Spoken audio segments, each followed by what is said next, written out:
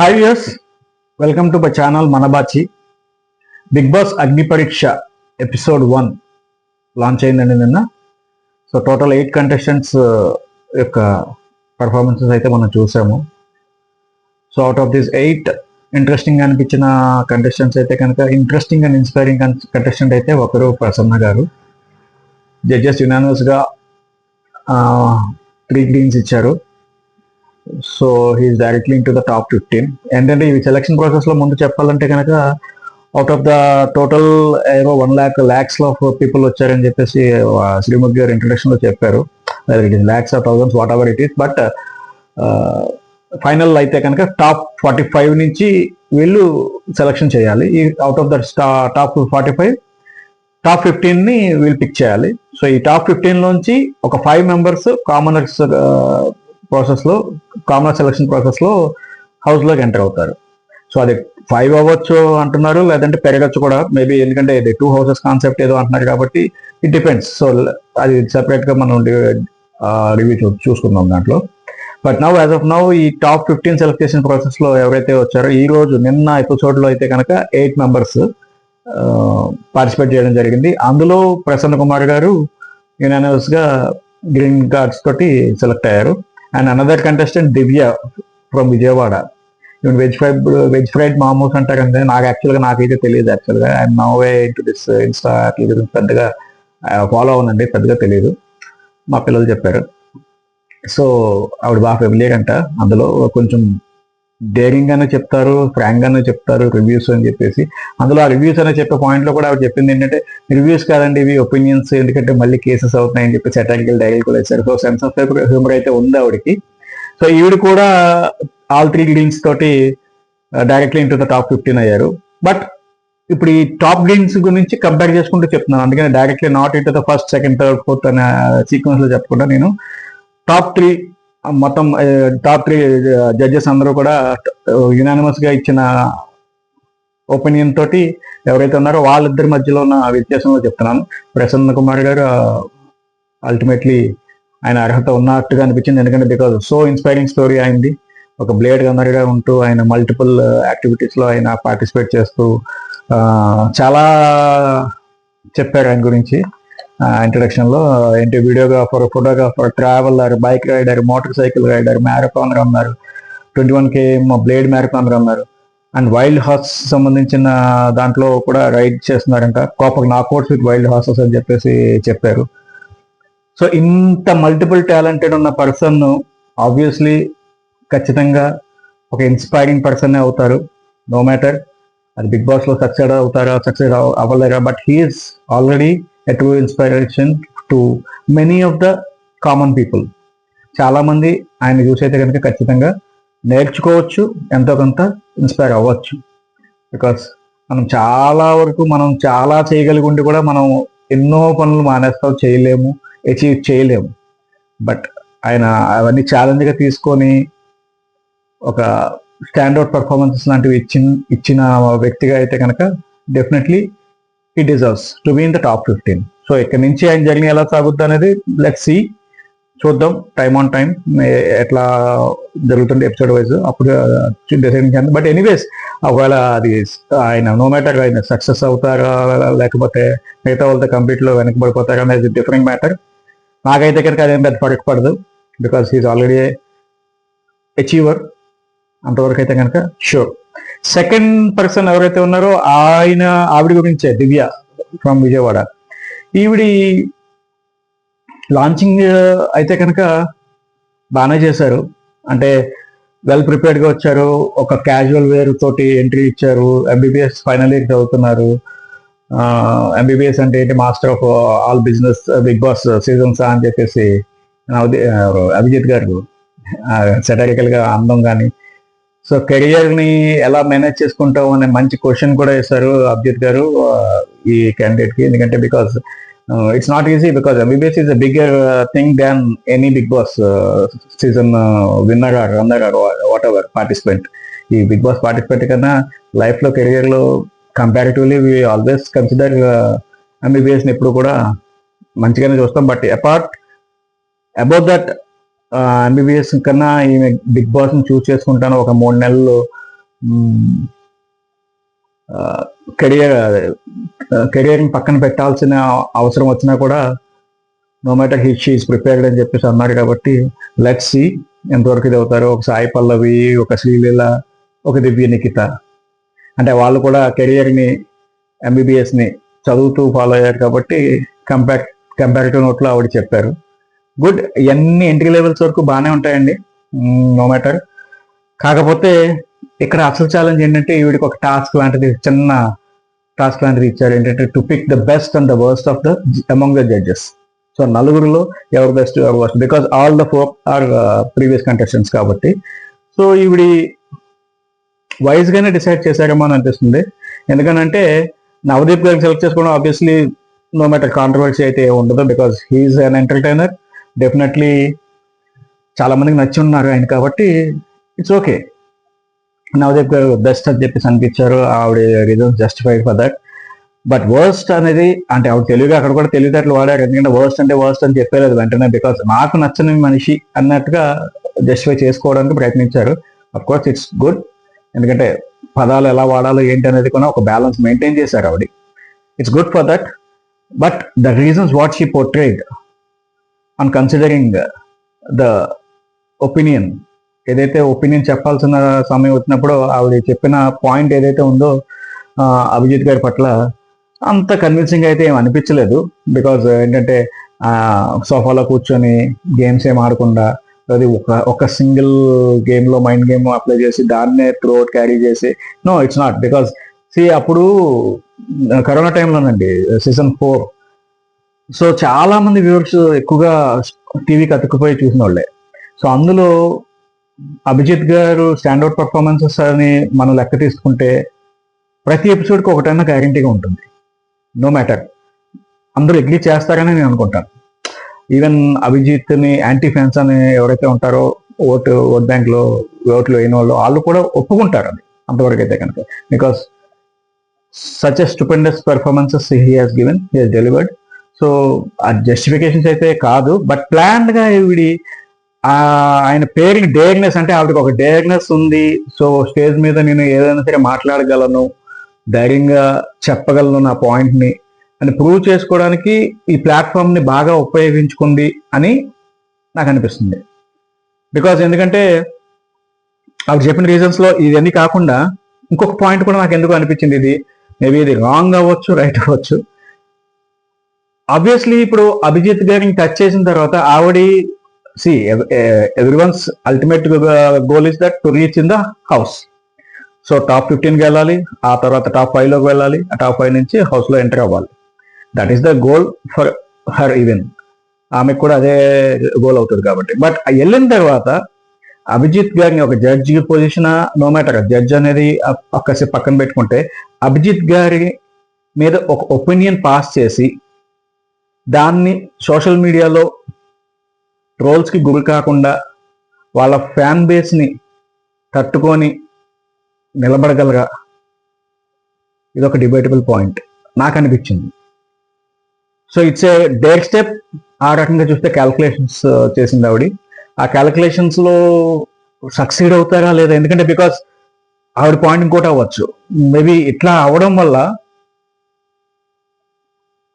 Top 5 positions అనేది secondary thing, but ఒక run reach time అయితే కనుక హౌస్లో కొంచెం పెరగడానికి అవకాశం ఉంటుంది అని చెప్పేసి ఆవిడ ఏమన్నా ఆలోచన చేసి ఉండొచ్చు.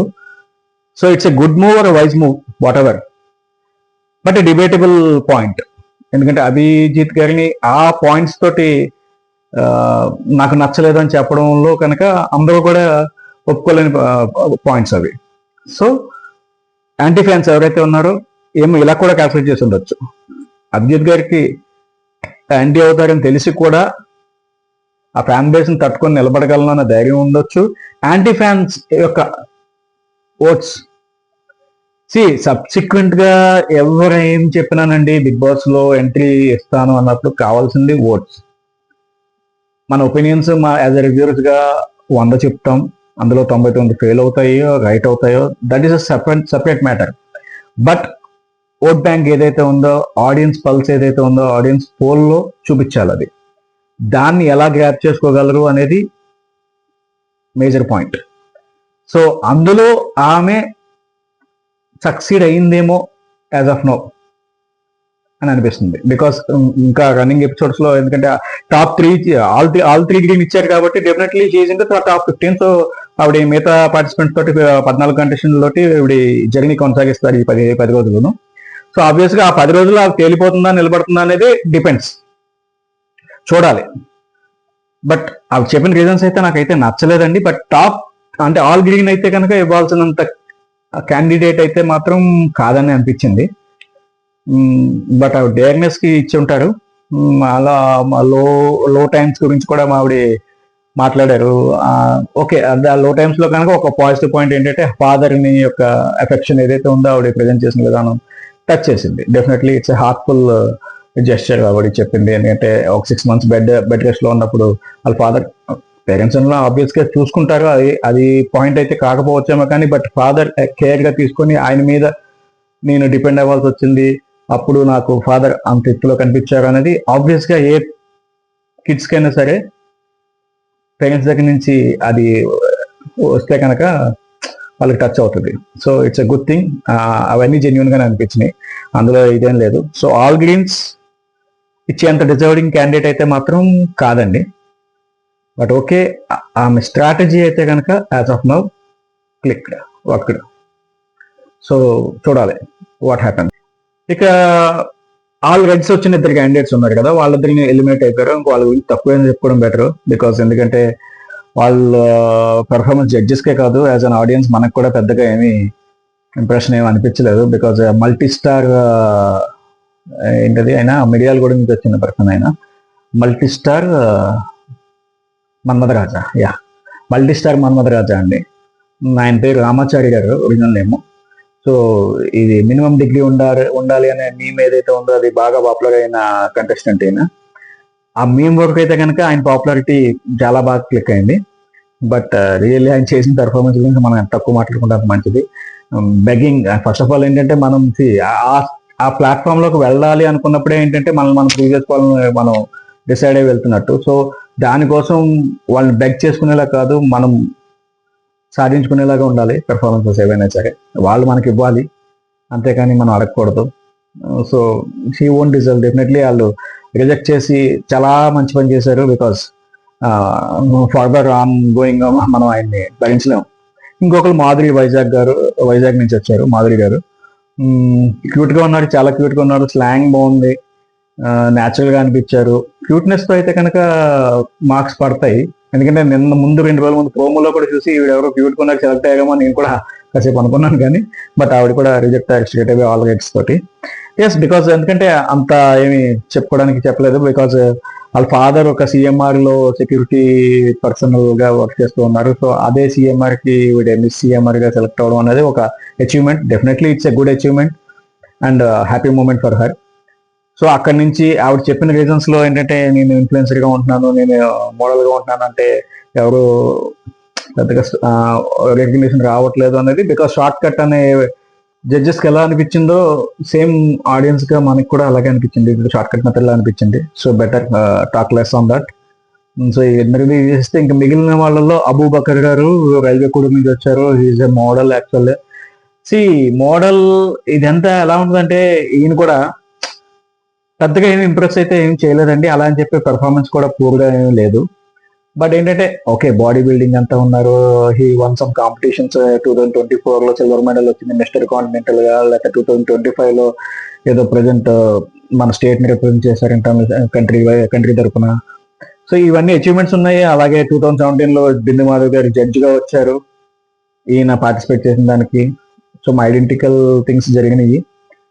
సో నేను అందరితో కలిసిపోతాను అని చెప్పడం అదేమంత నమ్మబలికేలా లేదు. అవసరమైతే వెన్నుపోటు పడుస్తా అంటే ఐ మీన్ ఆయన ప్రొజెక్ట్ చేసుకునే ప్రాసెస్ లో కొంచెం కన్ఫ్యూజన్ అవుతున్నారు చెప్పే విధానంలో. సో అంత ఇంప్రెసివ్ అయితే ఏమి అనిపించలేదు. అలా అని చెప్పేసి అంత బ్యాడ్ పర్ఫార్మెన్స్ కూడా ఏమీ లేదు. బట్ ఒక డౌట్స్ అయితే వాళ్ళకి ఉంటాయి. కానీ 2 గ్రీన్స్ వచ్చినాయి యాక్చువల్ గా. అభిజిత్ గారు గ్రీన్ ఇచ్చారు, నెక్స్ట్ రౌండ్ లో చూద్దాంలే అని ఒక ఆప్షన్ తోటి. అలాగే నవదీప్ గారు కూడా గ్రీన్ ఇచ్చారు. But not enough, but green ఇస్తున్నాను చూద్దాం అన్న ఒపీనియన్ తో సేమ్ ఒపీనియన్ ఇచ్చారు. బిందు మాధవ్ గారు రెడ్ ఇచ్చారు ఆబ్వియస్ గా. సో ఈయన చూడాలి. బికాజ్ ఏంటంటే నా ఉద్దేశంలో కూడా ఈయన ఏంటంటే ప్రతి బిగ్ బాస్ లో కూడా ఒక body building type of contestant ఎవరైతే ఉన్నారో ఒకలో ఇద్దరు ఉండడం అనేది తెలిసిన విషయం కాబట్టి సో మనకి ఇది వర్కౌట్ అవుతుంది. ఈ కోట అంటే ఆబ్వియస్ గా ఏంటంటే ఫైనల్ ఒక 20 or 19 members 18 members what ever count it is, ఆ మెంబర్స్ లో ప్రతి కేటగిరీ నుంచి ఒకరినో ఇద్దరినో తీస్తారు అనేది అందరికీ నోటెడ్ అయిపోయిన విషయమే. కాబట్టి మినిమం అవేర్నెస్ ఉన్న కంటెస్టెంట్సే కాబట్టి అందరూ కూడా వీళ్ళకి కూడా తెలుస్తుంది. కాబట్టి ఆ కేటగిరీలో కూడా మనం సెలెక్ట్ అవడానికి ఛాన్స్ ఉందేమో అని ఒక ట్రయల్ ఇవ్వడానికి కూడా అవకాశం ఉండుంటది. కాబట్టి ఆయన అలా ట్రై చేసి ఉండొచ్చు. అండ్ జడ్జెస్ కూడా ఇంకో రౌండ్ ఆ కేటగిరీలో చూద్దామన్న ఉద్దేశంతో కూడా ఆగి ఉండొచ్చు నేను అనుకుంటున్నాను. బట్ లాంగ్ రన్ లో ఈయన అంతవరకు ఏంటంటే టాస్క్ పర్ఫార్మెన్స్ మీద లేదంటే అక్కడ ఉండే సిచ్యువేషన్స్ బట్టి ఈయన రెస్పాండ్ అయ్యే విధానం బట్టి కూడా డిపెండ్ అయి ఉంటుంది. Let's see that. It hopes ఆయనకు మంచిగా జరగాలని అనుకుందాం. ఇకపోతే ప్రియా గారు అంటే సింపుల్ గా అయిపోయింది. అండ్ మాస్క్ మెన్ గారి గురించి చెప్పాలి కానీ కొంచెం పెద్దగా ఉంటుందేమో అనే ఉద్దేశంతో ఆయన లాస్ట్ లో కవర్ చేస్తాను. కేతమ్మ గారు నల్గొండ నుంచి ప్లస్ ప్రియా గారు కర్నూలు నుంచి, వీళ్ళిద్దరికీ కూడా హోల్డ్లో పెట్టి ఉన్న కంటెస్టెంట్స్. ఇందులో కేతమ్ గారు పెద్ద ఆవిడ సేమ్ గంగవ్వ రెసిప్రోకల్ గా ఉన్నారు. ఆవిడ ఆల్మోస్ట్ సాడ్ స్టోరీస్ మొత్తం టోటల్ గా సాడ్ స్టోరీ ఉంది. ఆబ్వియస్లీ ఆ ఏజ్ కి మిగతా వాళ్ళతో కంపీట్ చేయడంలో ఆవిడ కాన్ఫిడెన్స్ లెవెల్స్ బాగున్నాయి డెఫినెట్లీ. ఎందుకంటే it's not easy comparatively. But మిగతా జనరేషన్ తోటి అభిజిత్ గారు చెప్పినట్టు అంటే మీ ఆవిడ వయసులో సగం కూడా ఈయన చూసి ఉండకపోవచ్చు. బట్ హౌస్ లో సస్టైన్ అవడం అనేది ప్రాక్టికల్ గా ఆయన గంగమ్మ గారితో ఆయన ఫేస్ చేసిన ప్రాబ్లమ్స్ కూడా ఆయనకి పర్టికులర్ గా ఎక్కువగా తెలుసు. కాబట్టి ఆయన క్లియర్ రిజంబ్లెన్స్ ఇచ్చారు. అది గంగమ్మ గారిని చూసానమ్మా ఏసీ పడక లేదంటే చాలా ఇబ్బంది పడి అంటే అవుట్ ఆఫ్ ద వరల్డ్ ఆవిడ వరల్డ్ కానీ ప్రపంచంలోకి వచ్చారన్న ఫీలింగ్ లోకి వస్తారు. స్టార్టింగ్ ఒక 1 week 10 days సందడిగా ఉండడంలో మర్చిపోతారేమో కానీ ఆ తర్వాత సస్టైన్ అవడంలో కొంచెం ఇబ్బందులు ఉంటాయి అలాంటి వాళ్ళకి. బెటర్ ఏంటంటే తీసుకోకపోవడమే బెటర్ ఒక రకంగా, నా ఒపీనియన్ అయితే కనుక పర్సనల్ గా. బట్ ఒక ఛాన్స్ ఇచ్చారు. అంత చెప్పిన అభిజిత్ గారే నాకు తెలిసి ఛాన్స్ ఇచ్చారు. ఆవిడకి గ్రీన్ ఇచ్చారు, మిగతా వాళ్ళు రెడ్ ఇచ్చినా సరే. ఎలా ఎందుకు ఇచ్చారో అదొక మేబీ ఇట్స్ పాట. ఇంకోటి లాజిక్ కూడా ఉంటుందండి. ఎందుకంటే ఫైనల్ గా టాప్ 15 సెలెక్ట్ చేయాలి. ఒక 45 మెంబర్స్ ఉన్నారు. 8 మెంబర్స్ ఒక ఎపిసోడ్ తీసుకుంటే మనం కనీసం ఒక 5 days ఉంటాయి ఈ ఎపిసోడ్స్ అన్ని కూడా.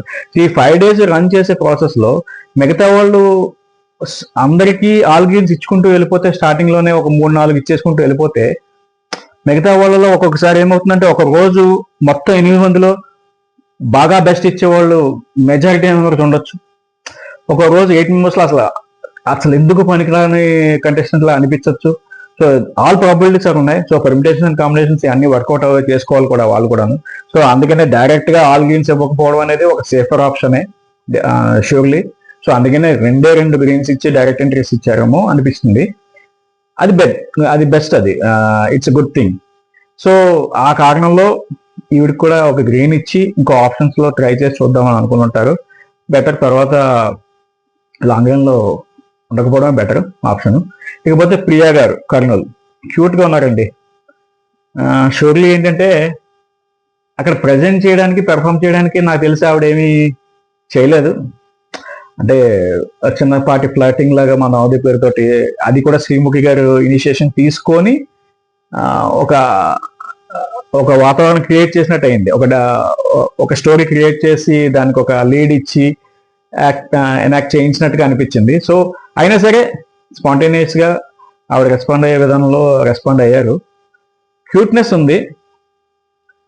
పెర్ఫార్మెన్స్ ఇంకా ఏమి ఎక్స్ప్లోర్ అవ్వలేదు.